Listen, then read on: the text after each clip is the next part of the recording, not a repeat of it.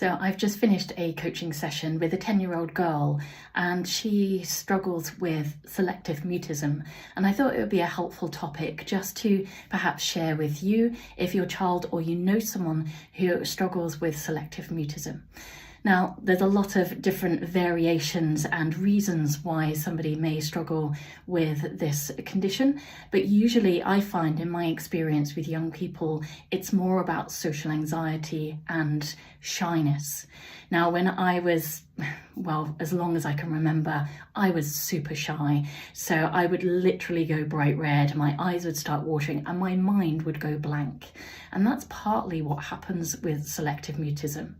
So usually when we get emotional, whether that's nerves or shy or just embarrassed, there's usually one of two things that happen in our mind.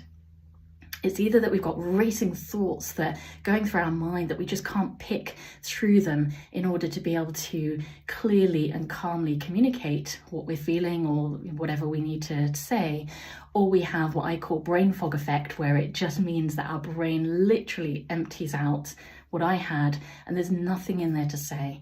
And what's really not helpful when you have that kind of moment is somebody saying to you, just say anything, think of anything to say, and you literally can't. And the more you try, the more turbulent your mind becomes, and that's partly what happens with selective mutism.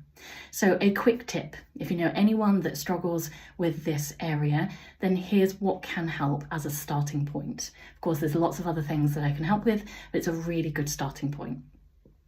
Write it down.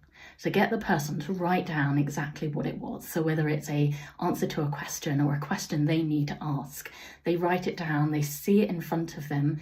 Your mind is able to connect with what is written down. And then of course they're able to speak it. Now this has worked for the 10-year-old girl that I mentioned in the beginning, and we've had only 2 sessions and she started to speak without even writing it down. So it's almost like kickstarting the mind into recognizing what we need to say and then how to say it. But remember, the question or the thing not to say to people is just say anything. Get them to relax, take some deep breaths. And I know it's not a cure-all, but by breathing, it actually helps to lower the stress in our mind, calmly think through what we need to do or say. And then of course, writing it down can also be really helpful. And if you need any other help with confidence, emotions, struggling with life and growing up, then get in touch.